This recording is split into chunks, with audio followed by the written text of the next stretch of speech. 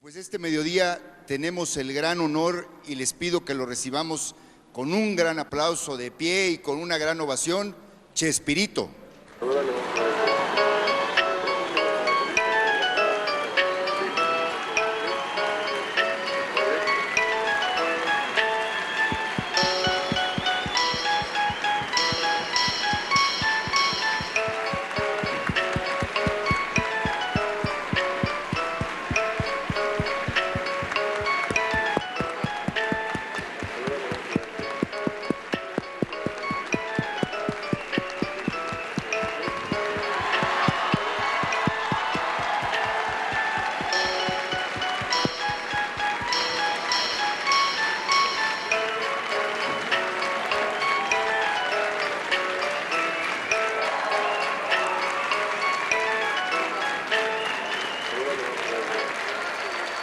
Gracias, muchas gracias.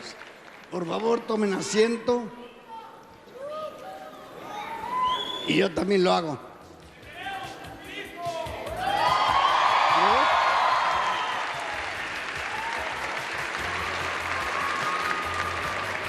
Es que no oigo bien.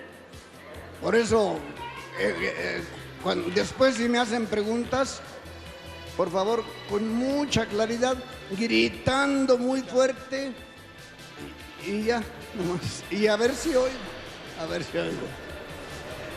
Les quiero decir que estoy muy emocionado, que ayer fui honrado. Perdona, hay una música aquí de fondo y no se está escuchando bien. Hay mucho ruido en la parte de atrás.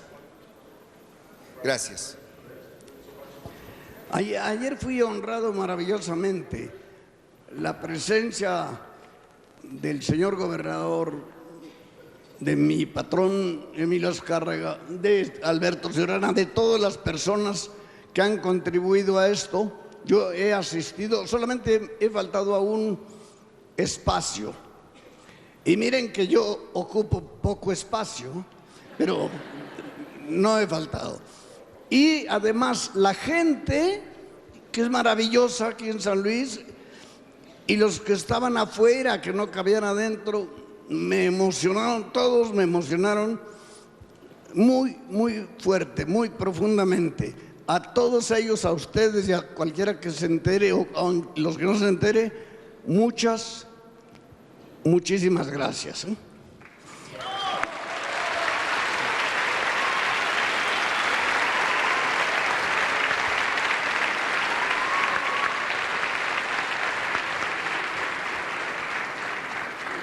Traje cosas escritas porque lo podía haber aprendido de memoria, como en la televisión, teatro, en el cine, pero ustedes saben cuáles son los 3 síntomas de la vejez. Primero, pérdida de la memoria. Segundo,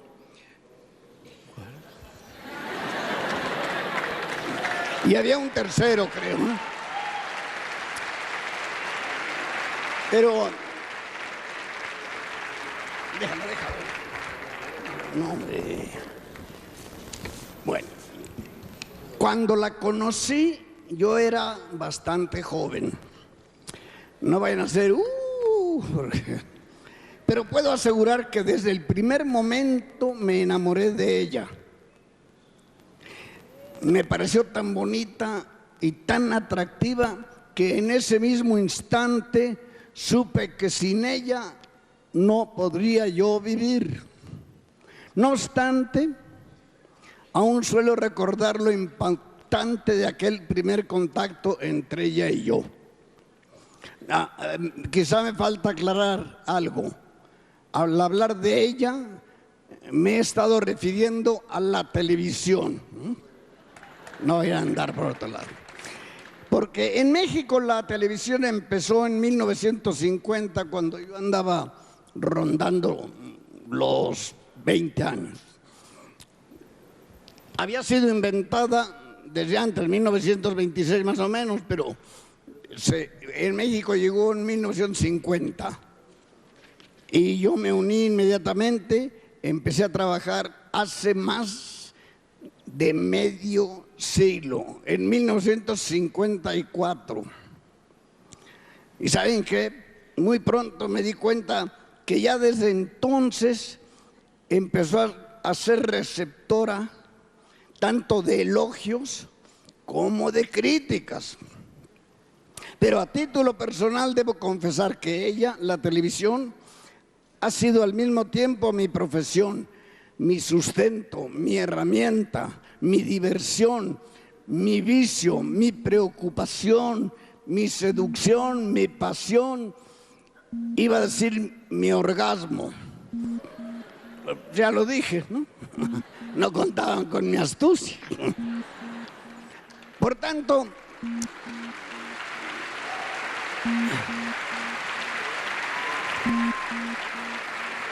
ahora quiero salir en defensa de este medio acerca del cual se han vertido muchas calumnias, algunas cosas buenas, pero también calumnias. Aquellas que indudablemente fueron producto de la envidia de quienes no habían tenido acceso a la televisión, que fue una circunstancia que los convirtió en enemigos gratuitos de ellos. No, es verdad, ¿eh? Es más, yo como dice el viejo y conocido refrán, les digo que cuando digo que la mula es parda, pon la tuya a remojar. No, perdón. No, cuando veas las barbas de tu vecino rasurar, es porque tengo los pelos en la mano. No, tampoco. Cuando veas que tu vecino te está haciendo la barba, es porque ya tiene en la mano los pelos de la tuya, ¿no? Cuidado. Gracias.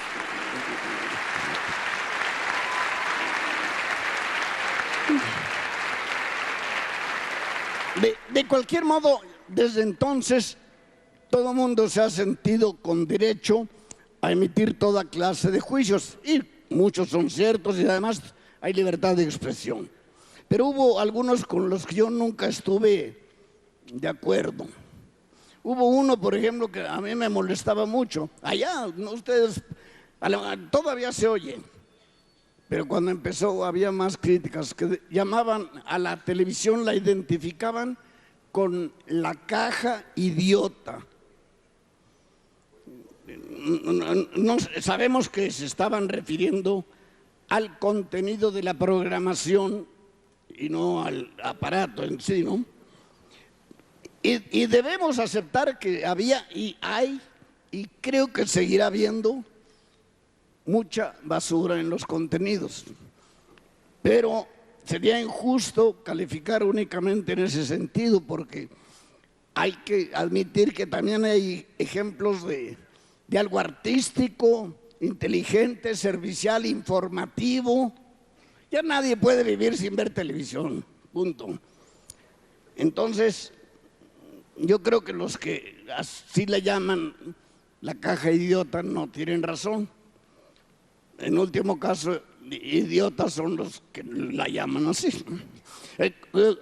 Dicho con todo respeto, como dicen ahora los políticos cuando le acaban de dar un madrazo al rival, con todo respeto, pero se lo dicen. A propósito de la expresión que acabo de usar, suena fea. Es uno de los reproches que más se le ha hecho a la televisión. Dicen que, sobre todo entre los comediantes, hay un lenguaje vergonzoso. Algunos comediantes, ¿no? Y a mí me han preguntado en entrevistas que qué opino de eso. Me dicen, ¿qué opinas? Y esperan que yo conteste algo así como, es una vergüenza, ¿qué mundo es este? ¿A dónde vamos a parar? Etcétera. ¿Y saben qué? Se desilusionan cuando les digo que no pienso eso. Además, no es para tanto. El lenguaje supuestamente vergonzoso no tiene exclusividad con los comediantes.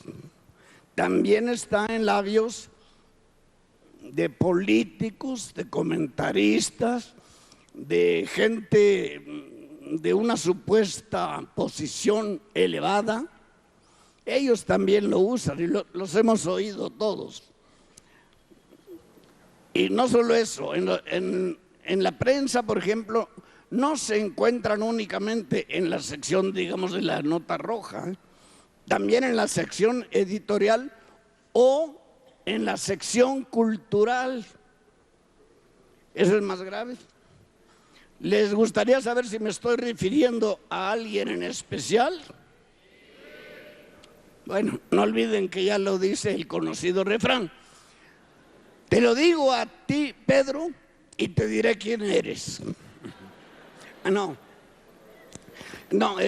dime con quién andas para que lo sepas tú, Juan. No, Pedro, dime si andas con Juan y te diré quién eres. No, ya sabes.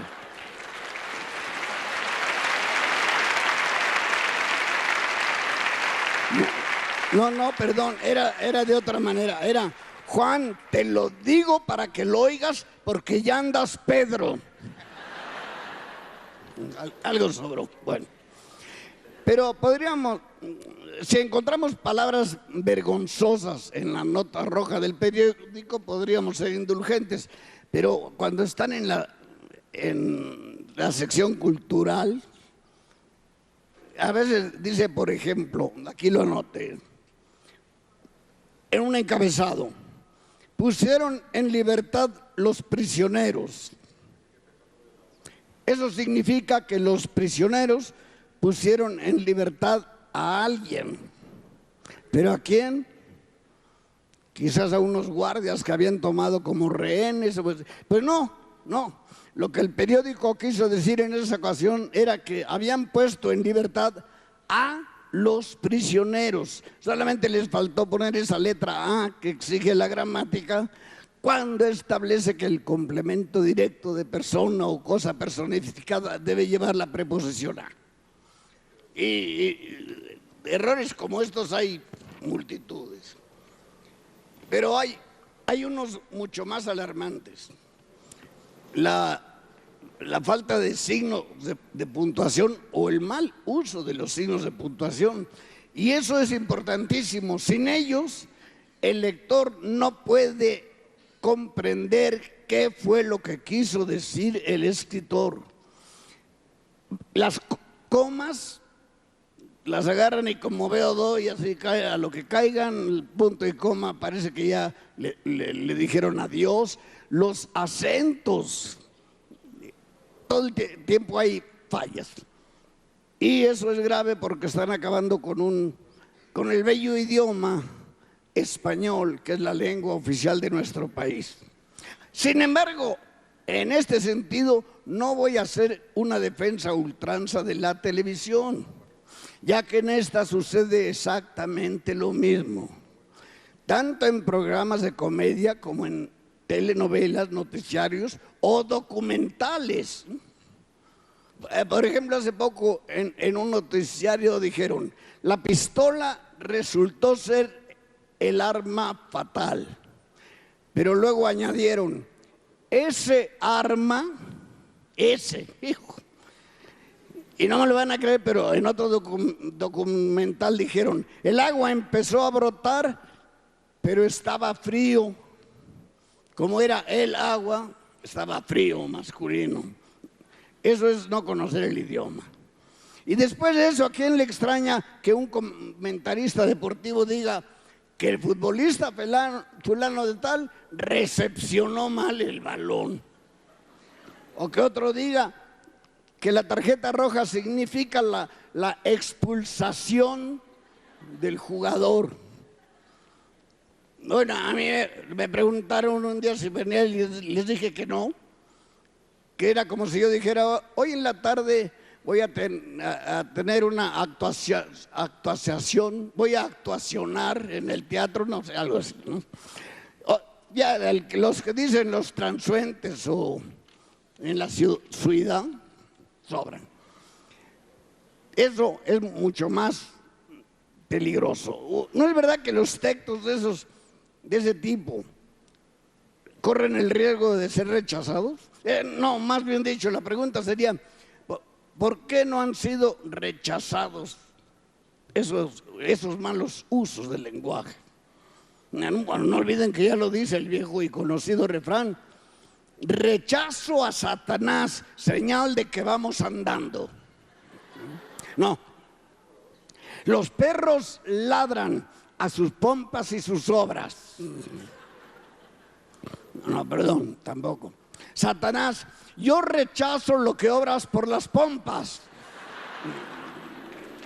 No, bueno.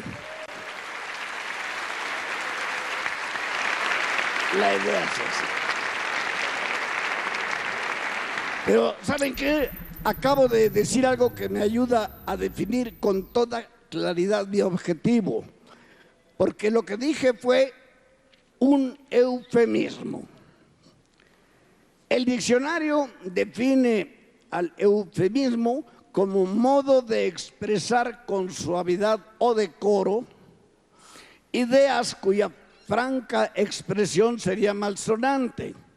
Es decir, palabras o frases que sustituyen a otras palabras o a otras frases que pueden sonar fuertes, crudas, ásperas o algo así. Ay, y los mexicanos somos especialistas en el uso de eufemismos. Por ejemplo, en vez de decir que alguien se murió, decimos pasó a mejor vida. O bien, ya descansa en paz. Se fue al cielo. Todos esos son eufemismos. En vez de decir estás muy gordo, decimos estás pasadito de peso. O te sobran unos kilitos. Decimos que las mujeres están de encargo o esperando. Nunca decimos que están preñadas o embarazadas, que es lo normal, ¿no? Ay, cuando nace el niño es que dieron a luz o porque se aliviaron. Nunca es porque hayan parido, no. Pero hay una palabra especialmente que suele ser sustituida por un sinnúmero de eufemismos, uno de los cuales fue mencionado párrafos atrás. Me refiero a las pompas, que comparten su significado con las pompis, las asentaderas, las posaderas, la retaguardia, donde la espalda pierde su casto nombre, las nachas, las nachitas, las medallas, todo eso, el nombre. No, o sea, no.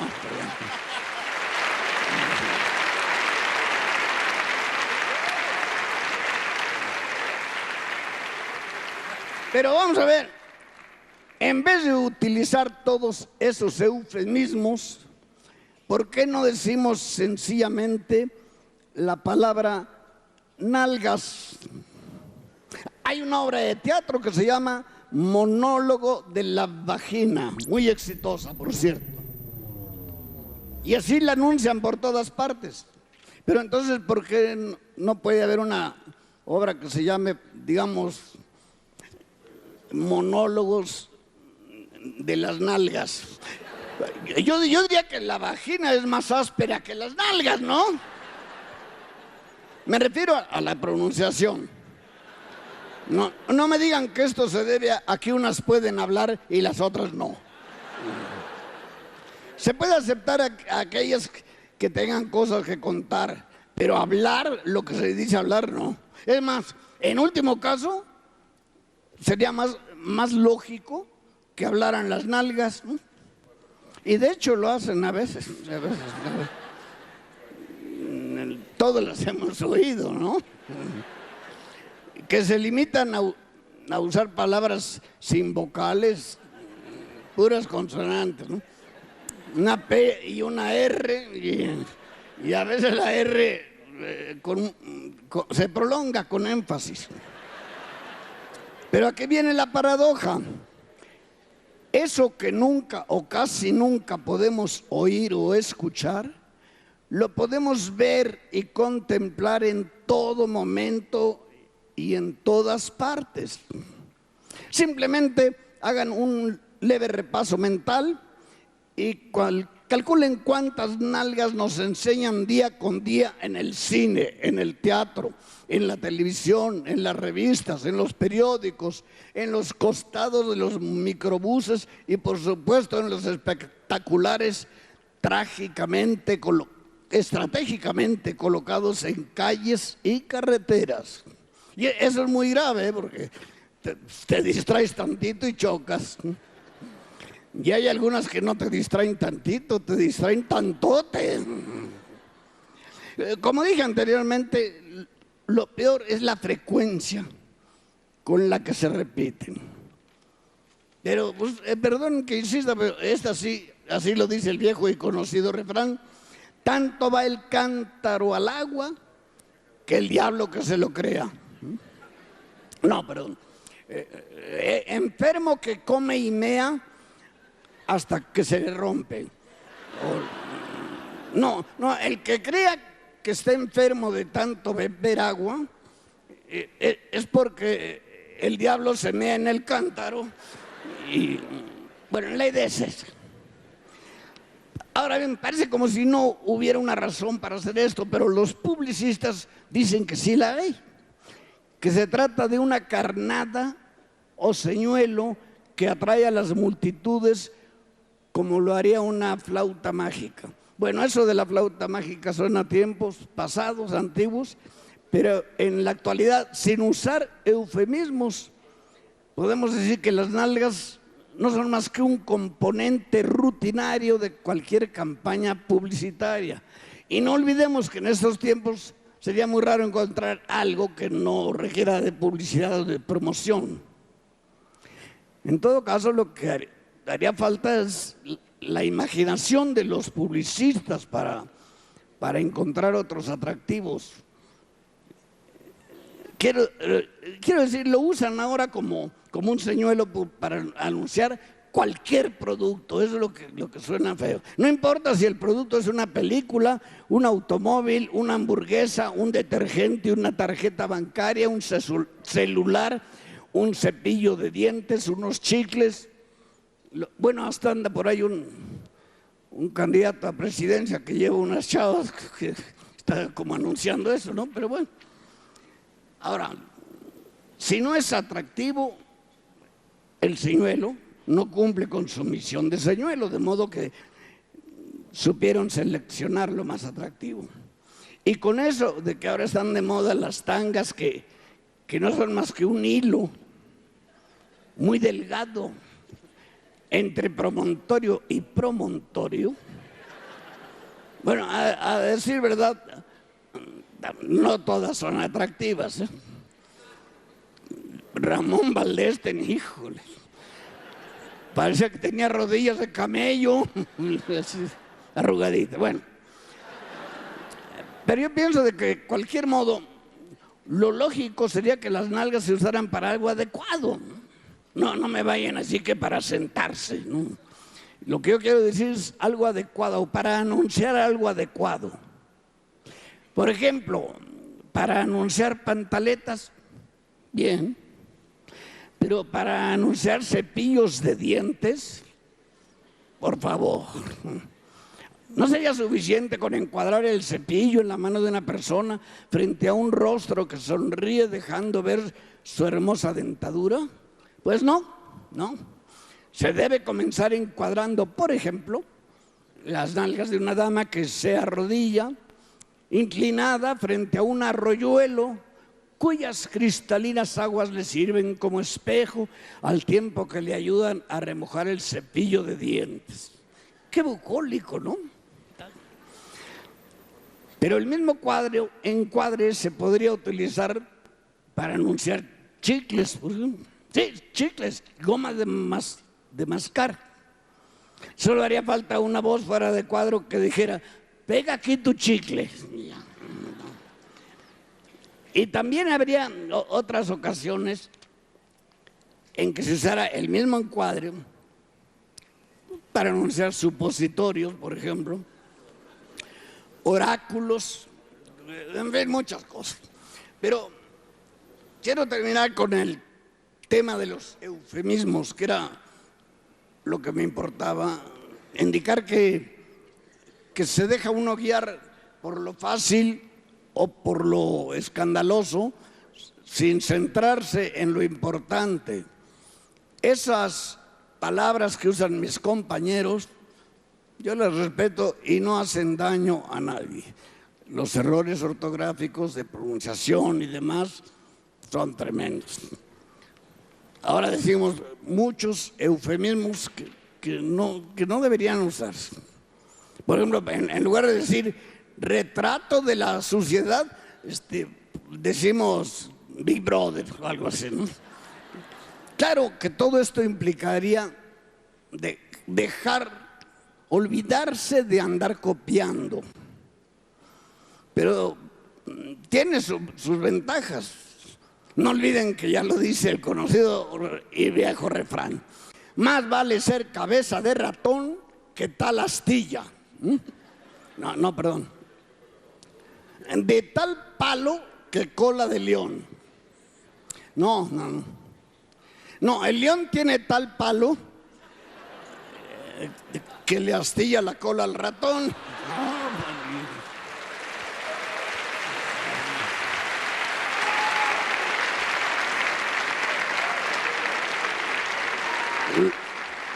La idea es esa y muchas gracias.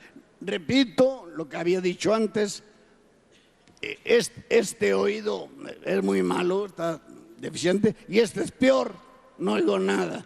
Así que lo que mejor pronuncien, y si no, Alberto me auxiliará para indicarme lo que no oí. Y muchas gracias por su atención. Gracias. Muchas gracias a Roberto.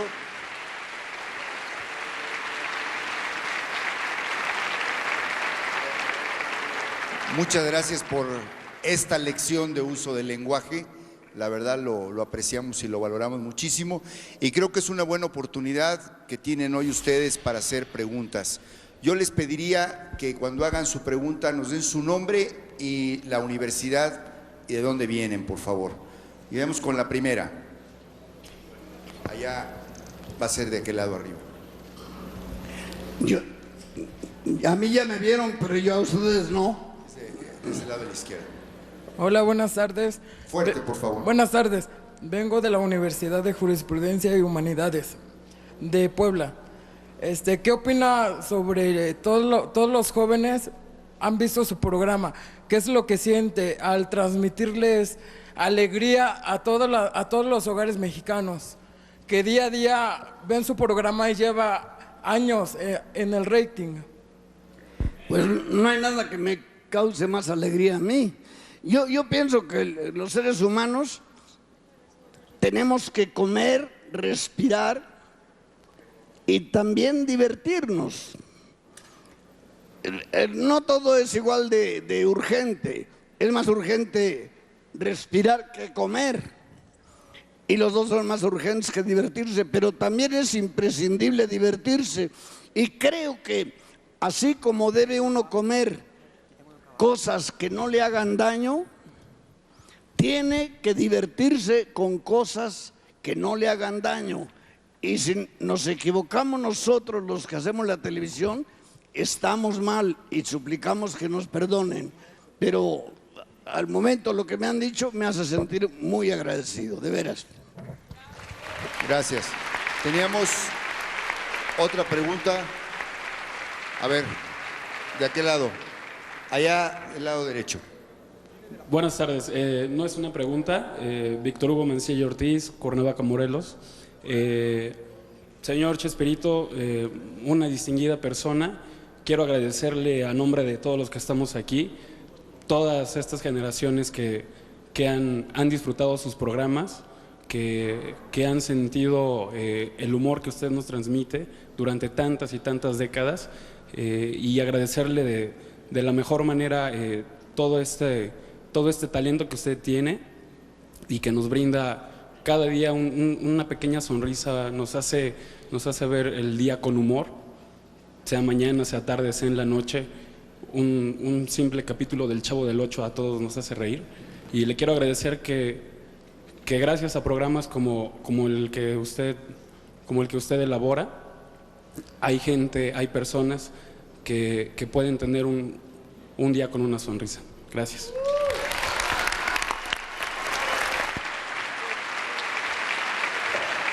Gracias, muchas Otra gracias. pregunta. A ver, no veo. De este lado. Hola, buenas tardes. Eduardo Fierro, de la Universidad Autónoma de aquí de San Luis. Bueno, para mí es un placer estar aquí, era una ilusión muy grande conocerlo y poder platicar ahorita, aunque sea rápido. Antes que nada, una felicitación muy grande por todos los años con el programa, de tantas generaciones que estamos disfrutando de su talento. Y como pregunta nada más, ¿en qué momento decidió que el programa debía salir del aire? Y lo único que no oí bien fue la pregunta. Todo lo demás, muchas gracias. ¿Cuál era la pregunta? Pues no lo decidí yo. Lo decidió la compañía cuando estaba todavía dirigida por Emilio Azcárraga Milmo, papá de Emilio Azcárraga Llán. Y no era yo solo, era retirar todos los programas, no eran nada más los humorísticos, también los musicales, los llamaban unitarios, que no tenían continuidad, para dar paso únicamente a telenovelas en Canal 2. Esa era la condición. Y luego yo creo que la empresa se dio cuenta de que había hecho mal y regresaron a poner comediantes. Pero no lo decidí yo. Es más, se terminó cuando faltaban 10 o 12 días para que cumpliera 25 años al aire. ¡Chin! Pero bueno, no fue decisión mía y él no sabía que faltaba eso. Pero así fue. Gracias. De este lado, allá arriba a la derecha. Buenas tardes. Primero que nada, muchas gracias por venir. Nos da mucho gusto ¿Me dices tu nombre y de dónde vienes? Sí, perdón. Mi nombre es Romina Aguilar. Soy de aquí de San Luis, de la Facultad del Hábitat. Estudio arquitectura. Sí. Me gustaría saber cómo surgió la idea de crear un programa, de crear El Chavo del Ocho. ¿De dónde salió la idea y cómo usted imaginaba los guiones que hacía día a día? ¿La idea de qué? ¿Cómo nació El Chavo del Ocho y cómo imaginabas los guiones día a día? Bueno, ¿cómo nació? Me imagino que sietemesino, porque ya como... Y los guiones, fijándome en toda la gente, en todos lados hay vecindades, algunas mejores, otras peores, y en todas hay, por ejemplo, un rondamón que no paga la renta, pero se da en la mejor colonia de cada ciudad.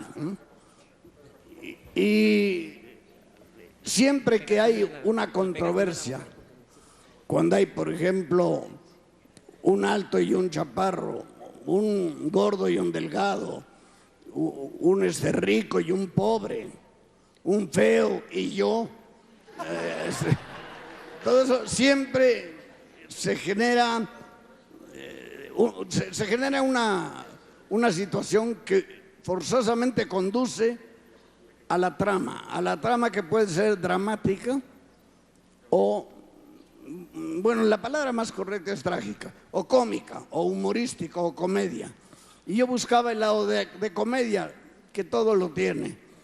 A veces me costaba mucho trabajo, pero de lo único que estoy orgulloso es de haber trabajado sin descanso. Yo no, bueno, cuando no podía descansar, cuando podía, claro que sí, me lo tomaba y bien, pero había veces en que pues me daban ganas de llorar o lloraba simplemente porque no me salía algo bueno. Hay que trabajar. Lo único que se pide a quien haga televisión, y si algunos de ustedes quieren seguir este camino, trabajar. Los regalos ya no surten efecto, ya ni siquiera la superbelleza tiene el camino abierto. Le hacen falta otras cosas y cada vez serán más rígidas.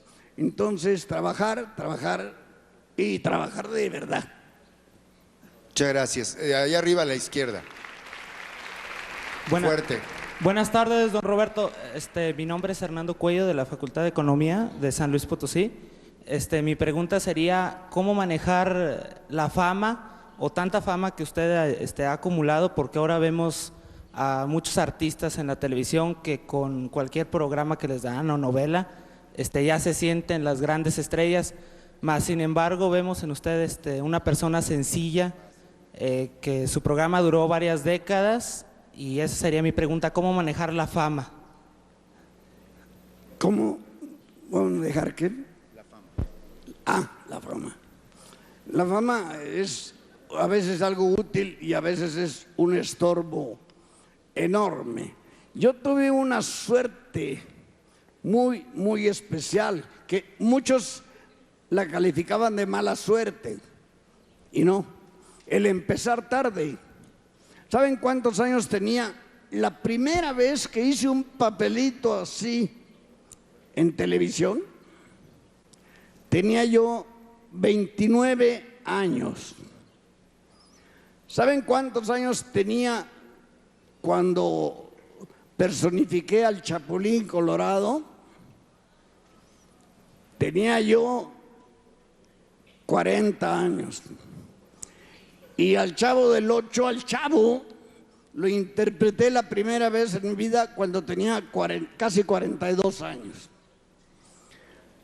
¿Por qué digo que fue buena suerte? Porque yo ya había visto desfilar a muchísima gente, a gente que sube, que se encumbra, y me daba yo cuenta de que los que más rápido se encumbraban eran los que más fuertemente se precipitaban.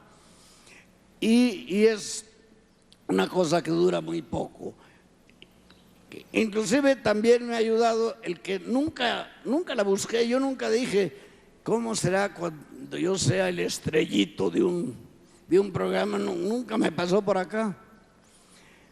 Es natural que, por poner un ejemplo que no sea del mismo ambiente, un boxeador que a los 18 años puede ganar millones de dólares en una pelea.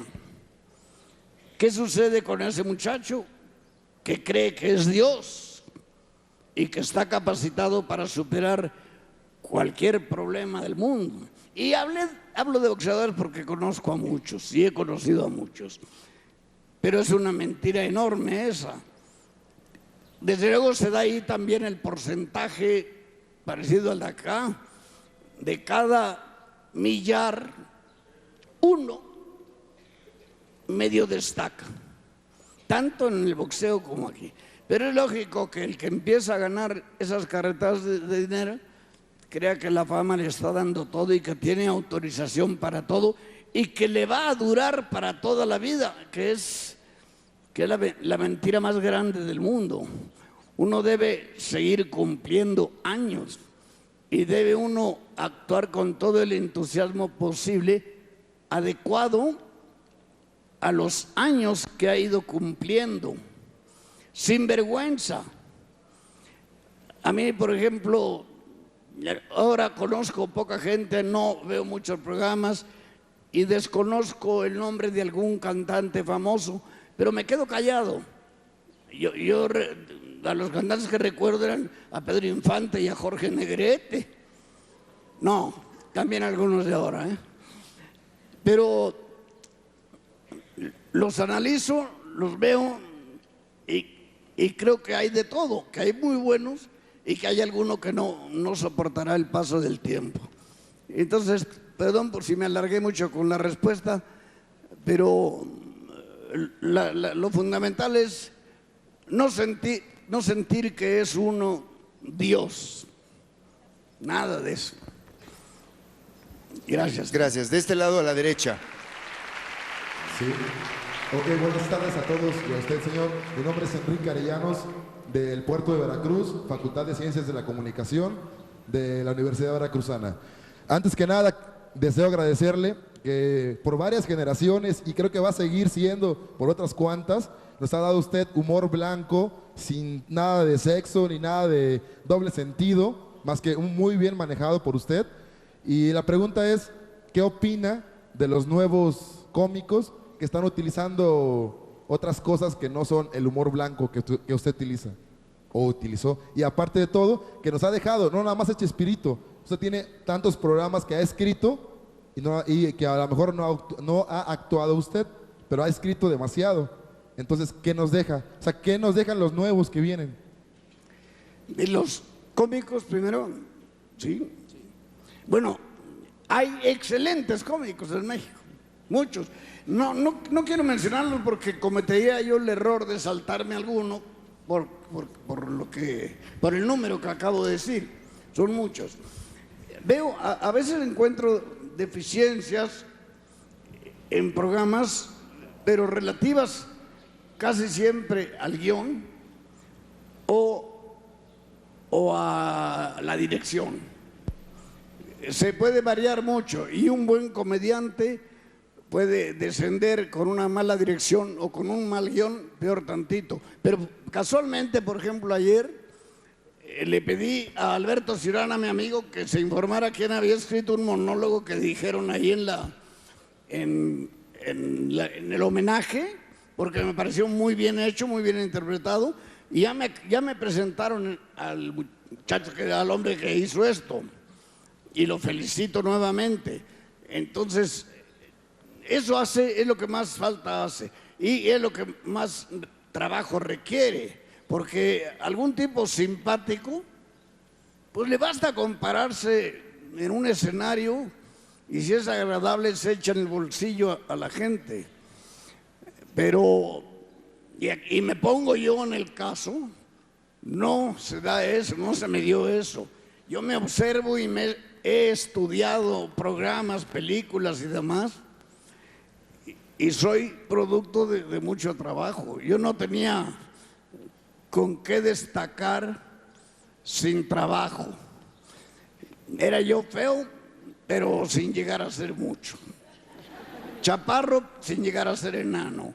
Y así en multitud de cosas tenía yo que destacar por ingenio. Y me dediqué a eso. Ahora, no me dediqué para destacar. Me dediqué porque era mi obligación y era lo que me gustaba. Hay que estar enamorado de la carrera. Pero en resumen, como respuesta, comediantes hay muchos muy buenos. Creo que faltan un poco de escritores y de directores. De directores porque con el apoyo de las risas grabadas, pues es muy fácil hacer que parezca que algo fue cómico cuando a lo mejor no lo fue mucho. Se recurre mucho al localismo, que también es malo, y más cuando es político. Yo pues tengo mis preferencias políticas, no las estoy externando, pero no me gustan las imitaciones, porque nadie sabe quién es quién 2 pasos afuera. Eso lo he comprobado muchas veces. He tenido la oportunidad de viajar por muchas partes del mundo y solamente se puede hacer chistes acerca de Bush o acerca de, ¿cómo se llama el otro? Bin Laden o así eso, pero no conocen a otra gente, a las personas de México, a nadie, afuera, a nadie. Entonces eso es lo fundamental. Muchas gracias. Arriba a la izquierda, por favor. Fuerte. Muy buenas tardes. Antes que nada, de antemano, mi nombre es David Carrizales, vengo de Puerto de Veracruz, Universidad Mexicana. De antemano, agradecerle por todo lo que ha hecho. Es un ícono gigante en la televisión latinoamericana. Hoy en día, Chespirito es el número 1. Y mi pregunta es la siguiente: ¿cuál usted cree que es la fórmula para trascender tanto como lo ha hecho su proyecto de Chespirito? ¿La fórmula para qué? Para trascender. Yo creo que no hay fórmulas. Hay una vez me preguntaron que si tenía yo la fórmula del éxito, dije que no, que definitivo no. Pero que en cambio conocía yo varias fórmulas del fracaso. Y hay una en especial que es excelente. Es tratar de halagar a todo mundo. Es la mejor forma de fracasar. No se puede halagar a todo mundo. ¿Por qué? Porque los gustos son diferentes.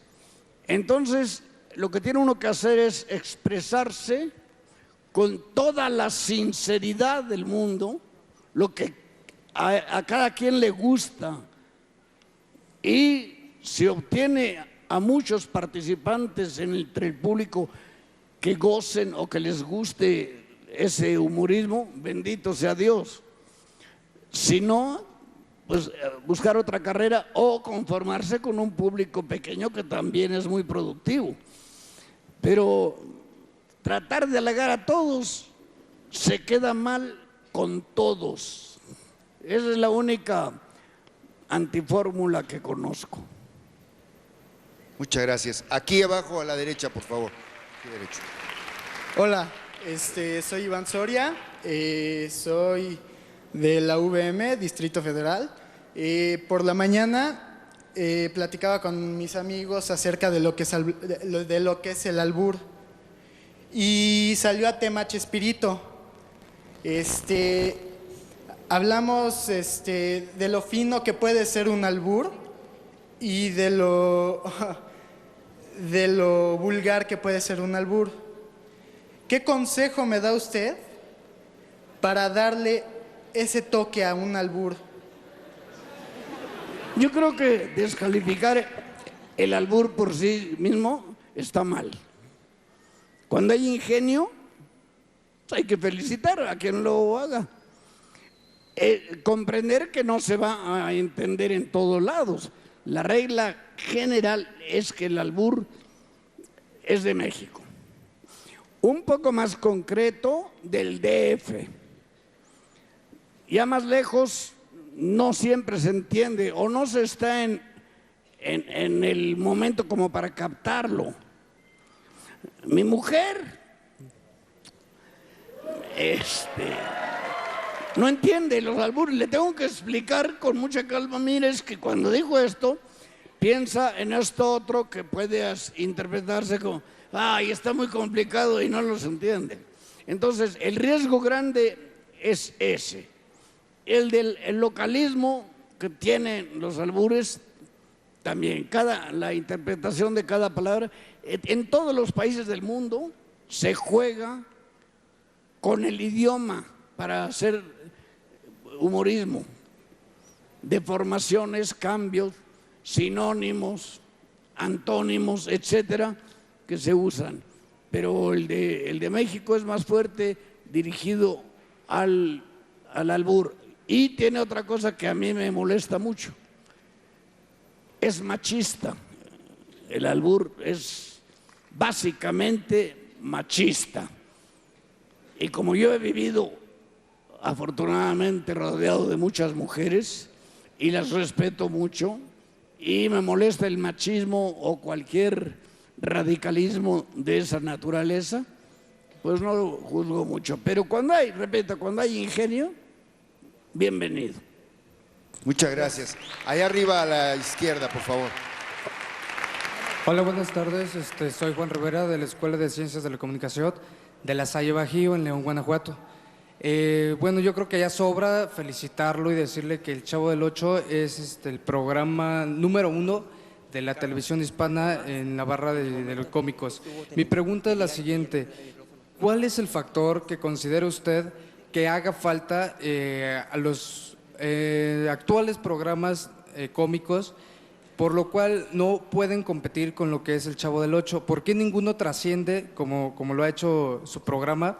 ¿Y por qué Actualmente, después de que hemos visto un capítulo 10 veces, sigue teniendo mayor rating ese capítulo que cualquier programa actual cómico. ¿Qué cree que es lo que haga falta para que puedan llegar siquiera a competir, no digamos, a ganar? Bueno, repito lo que digas un rato, no hay fórmulas. ¿Qué haga falta? Pues muchas cosas. Algunas no quiero criticar a mis compañeros, porque además parecería que lleva una autoalabanza junto. Y no, a mí muchos compañeros, voy a nombrar uno que fue mi compañero, Ramón Valdés. Me fascinaba y me daba una envidia tremenda. Creo que era un excelente comediante. Como persona que hacía reír, quizás superó a su enorme hermano que fue Tintán. Entonces puedo hablar de ese tipo de gente. Al mismo Ramón, Dios lo tenga en su santa gloria, yo le criticaba un poco la falta de ambición, pero no de ambición económica, de hacer algo más.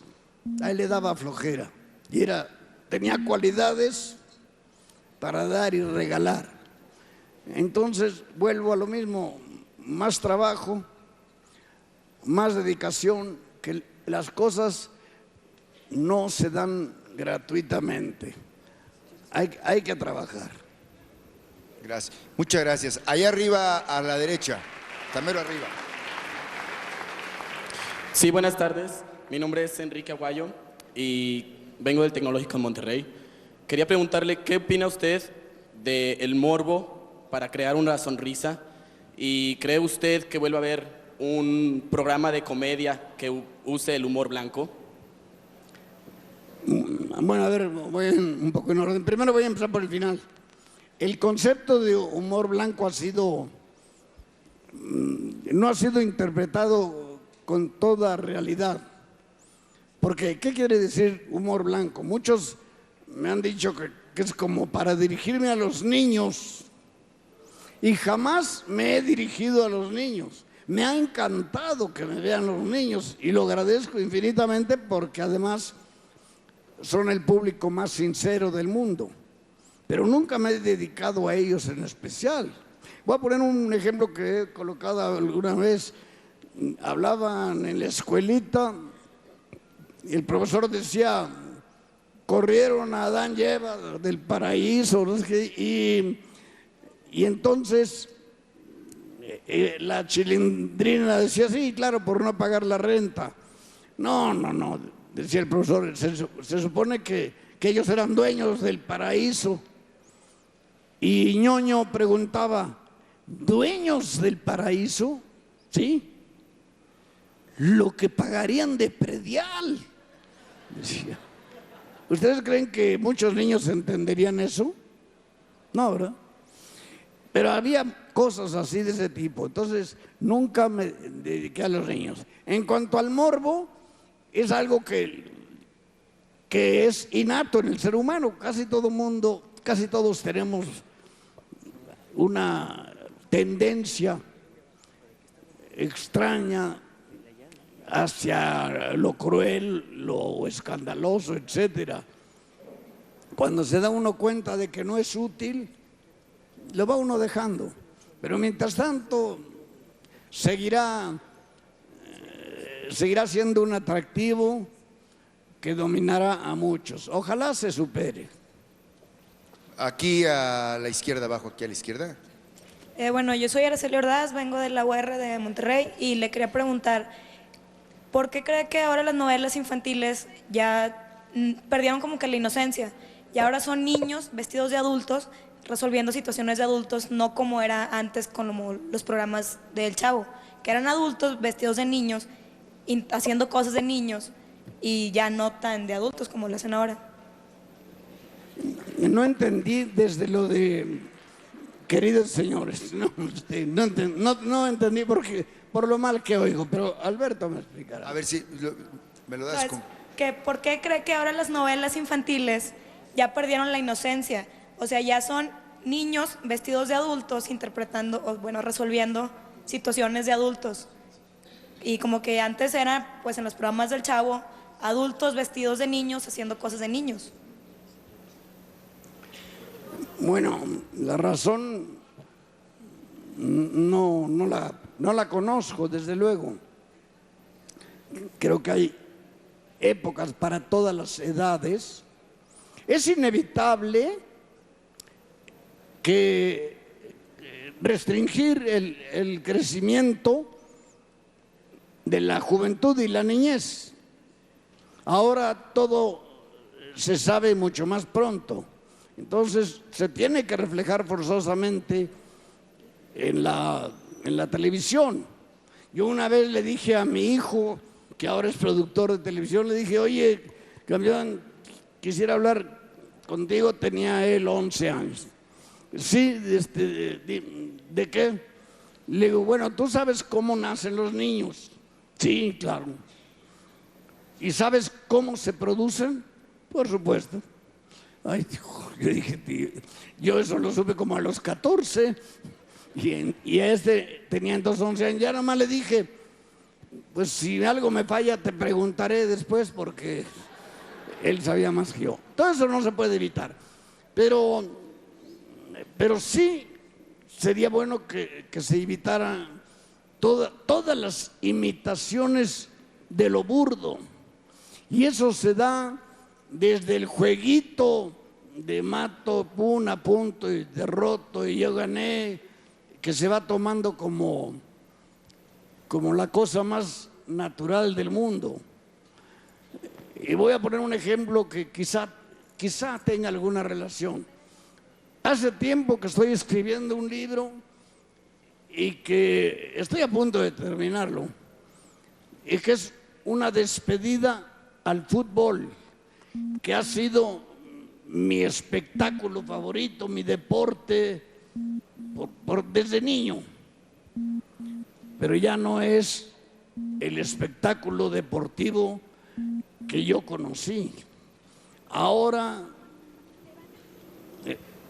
este muchacho bueno, no digamos nombres, le da un codazo a otro, reconoce que lo hizo a propósito, en la nuca lo tira y lo suspendieron 3 partidos y se indignó.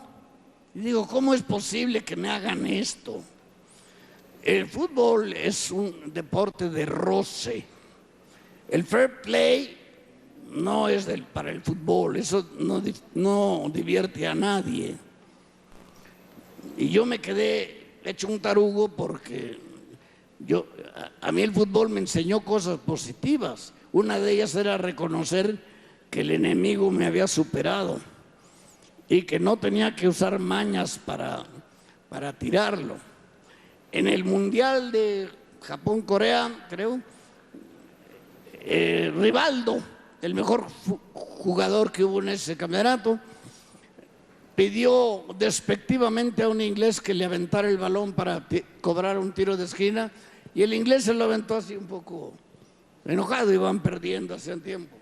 Le pegó el balón aquí y Rivaldo se dobló como si le hubieran dado con una granada o algo así.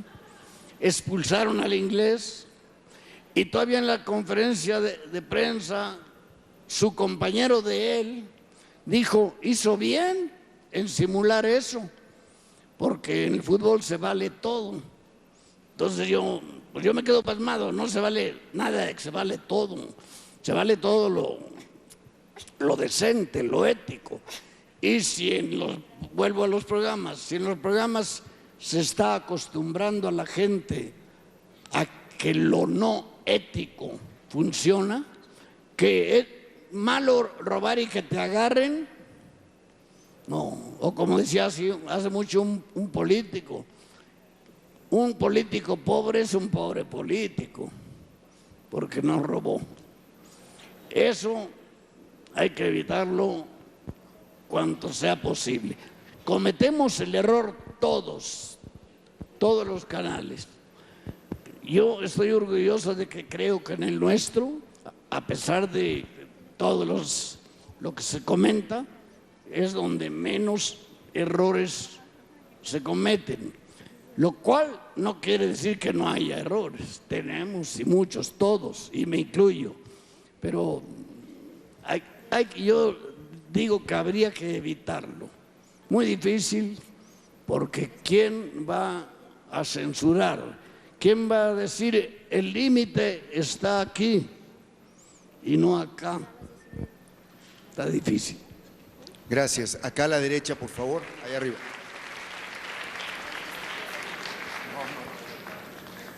Buenas tardes. Antes que nada, señor Chespirito, gracias por estar aquí. Soy César de la UACH Comunicación y quería preguntarle, tal vez suene así algo boba o algo así la pregunta, pero siempre he tenido la duda de por qué siempre así algunas frases o los nombres de sus personajes con la Che.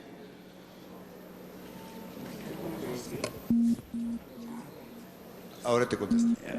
Ya lo he contestado muchas veces. Primero fue casual y luego lo hice a propósito. Seguí. Primero casual porque un director de cine me puso de apodo Chespirito, como diminutivo de Shakespeare, un halago demasiado grande. Luego el Chapulín Colorado, porque yo quería que fuera algo mexicano, y el Chapulín es una palabra del náhuatl, Chapulín. El Chavo, porque de España llegaban los chavos de no sé qué cosa. Y luego, cuando me di cuenta que iba coincidiendo, ya empecé a hacerlo a propósito. Que quería yo una expresión, una exclamación. Y yo quería buscar una que empezara con Che, hasta que en el fútbol oía a Ángel Fernández que decía ¡qué chanfle! Dije, ahí está, chanfle, y la usé como exclamación. Se usan como exclamaciones palabras que no tienen que ver, cielos, cáspita, etcétera, ¿no? Y entonces ya todo lo hice a propósito con la Che. Y además hay palabras que son muy buenas, ¿no? Con Che, que suenan bien. Muy bien. Aquí arriba, por favor, había alguien. Aquí. Señor, buenas tardes. Iván Lara, de la Universidad Potosina. Actor, director, escritor, dibujante, esposo. ¿Qué sigue? ¿Qué sigue? Caray, pues de lo mismo, pero de lo que me falte hacer. Sobre todo escribir. Ahora puedo escribir lo que antes no me daba tiempo. ¿Por qué? Porque antes tenía yo que entregar lo que pasaba en la semana. No hubo una sola semana que no tuviera lunes. Entonces tenía yo que escribir forzosamente. Y ahora puedo escribir algunos ensayos, críticas. El libro que acabo de mencionar, pues es una despedida muy dolorosa porque el fútbol me encanta. Y ya me he despedido de él, ya no veo los partidos completos, me da mucho coraje ver que va un jugador corriendo y lo jalan de la camiseta y el público no sabe que con eso nos están robando espectáculo, porque aquel gol que metió Maradona, el segundo a los ingleses, no podría meterlo ahora. Antes de la mitad de la ruta ya lo habrían detenido con un foul. Entonces ya no es el deporte que me interesa y estoy protestando con algunas cosas de ese tipo. Terminé también ya mi biografía, mi autobiografía. A ver qué pasa, porque no he matado a nadie, no robo a nadie. ¿Qué más? No he hecho escándalos. A ver si le interesa a la gente a alguien tan aburrido. No, hay cosas divertidas, de todos modos. Pero así es. Muchas gracias. Aquí a la izquierda, por favor. Buenas tardes. Mi nombre es Ulises López, de aquí de la Escuela de Ciencias de la Comunicación de la Autónoma.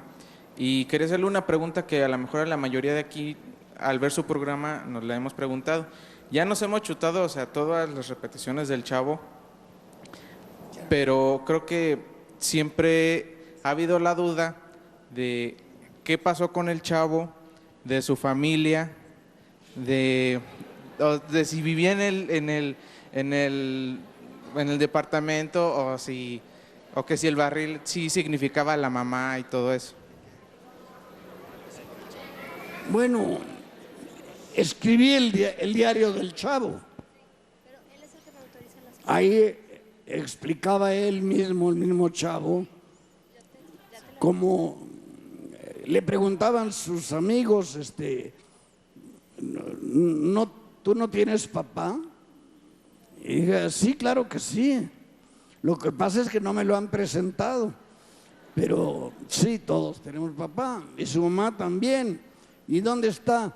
Pues mira, mi mamá me llevaba a una guardería infantil y luego pasaba a recogerme.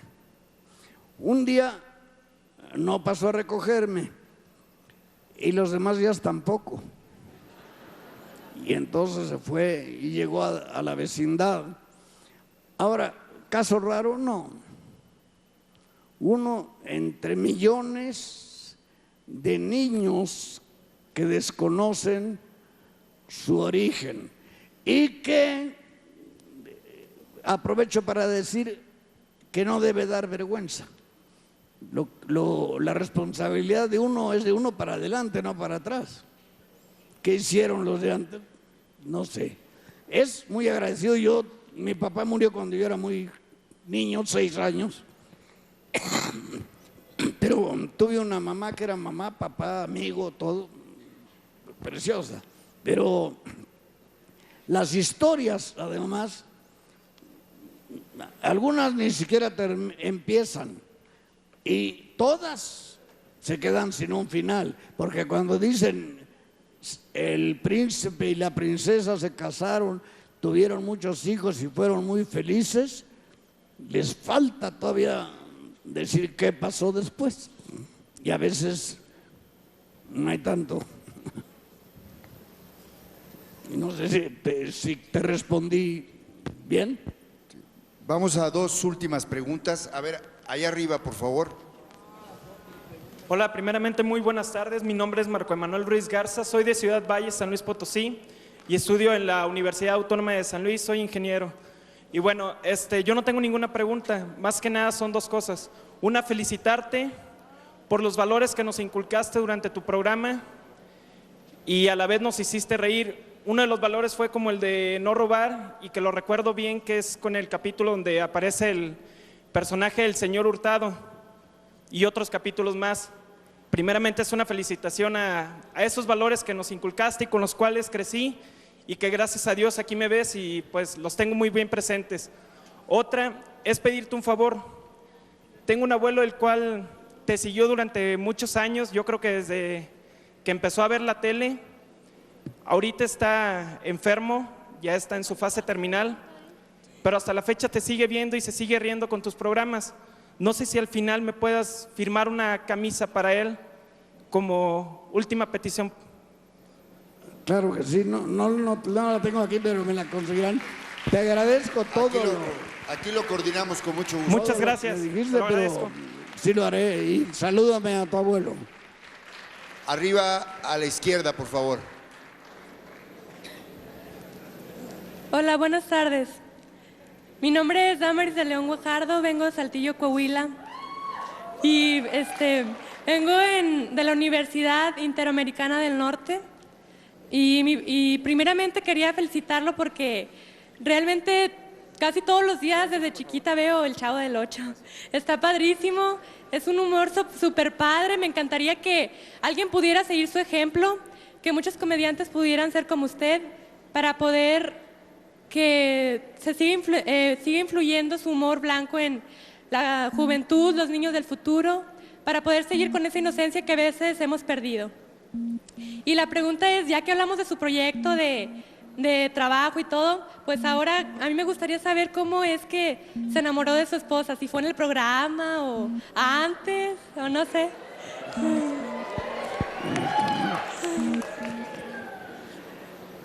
En el caminito. Pero gracias por los elogios, ¿qué más te puedo decir? ¿Cómo fue que se enamoró usted de su esposa? ¿O qué le gustó de ella? O no sé. Todo. Muy bien. Es inteligente, es bonita, es atractiva, es simpática, es muy preparada.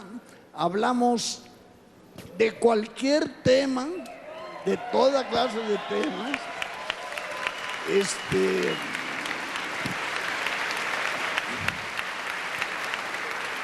Me ayuda en todo me ayuda. Y pues no sé, no sabría decir qué más, porque es todo lo positivo, que mucho más de lo que yo había imaginado encontrar alguna vez. Eso sí. Muchas gracias. Ahora sí, la última pregunta, por favor, aquí al centro.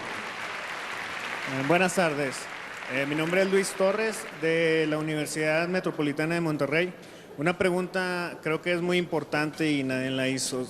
¿Qué piensa usted sobre la creatividad? La crisis en la televisión mexicana, bueno, pienso yo así. Y si un genio o un creativo nace o se hace. Luego me dices lo de la última. Perfecto. De la creatividad, pues ya dije más o menos antes, ¿no? La crisis yo no creo que sea exclusiva del país. Si ve uno lo que están filmando en Estados Unidos, son retakes de todas las películas. Hay algunas nuevas, por supuesto, pero montonales de películas que ya se habían hecho. Se repite el argumento, se repiten los trucos, hacen las películas para...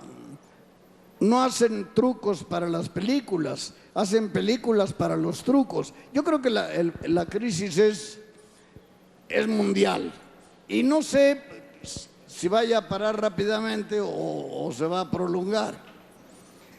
De lo último no alcancé a oír. Yo creo que un poquito de las dos cosas, se nace y se hace. Alguien decía que el éxito, por ejemplo, en el teatro era un 10% de inspiración y un 90% de transpiración, de sudar, de trabajar. Y yo no sé cuál sea el porcentaje correcto, pero creo que debe andar más o menos por ahí. El esfuerzo hace a todo mundo. Einstein reprobó en primaria y en secundaria y en preparatoria. Reprobó. Pero él siguió con tenacidad, sabía lo que pensaba que quería hacer. Y de ejemplos como esos hay multitudes. En México ha habido... Del que vivan ahora todavía, don Andrés de Nestrosa. Es muy grande el señor, muy preparado. Llegó al DF procedente de su tierra, Oaxaca, no sé de qué pueblito, sin hablar media palabra de español. Y ya ha llegado a ser un catedrático de la lengua. Entonces, yo creo que todo se logra con esfuerzo. Yo quiero aprovechar que está Roberto aquí y decirles algo que es importante para nosotros. A nosotros en Televisa, y lo digo por quien se interese, nosotros lo que buscamos siempre es sangre nueva. Yo creo que atrévanse a hacer propuestas, atrévanse a soñar, atrévanse a crear. No minimicen ustedes mismos ni se censuren, por el contrario. Yo los invito porque la verdad nosotros lo que más buscamos es sangre joven. La televisión es muy dinámica, la televisión requiere de estarse renovando de forma constante. Hay valores y hay principios muy claros, pues, que todos tenemos por nuestra idiosincrasia, ¿no? Y a partir de ahí atrévanse a proponer, atrévanse a crear. Yo creo que es una de las lecciones que Roberto nos ha dejado esta tarde. No hay que autolimitarse. La peor censura es la propia. Nosotros cuando nos limitamos o cuando nos minimizamos es cuando no nos atrevemos a hacer. Entonces, ustedes atrévanse, créanme que nosotros en Televisa tenemos parte de lo que es espacio es eso. Nosotros venimos aquí a escuchar, a retroalimentarnos. Créanme que aprendemos más nosotros de ustedes muchas de las veces. Nos interesa mucho esa dinámica en la que muchos de ustedes quizá pronto estén en Televisa. ¡Qué bueno! Eso es lo que necesitamos, eso es lo que necesita la televisión. Y yo pues finalmente quiero darle las gracias a Roberto porque nos ha hecho el favor de venir a San Luis, que nos haya hecho el favor de estar con ustedes y pues les pido que lo despidamos con un aplauso.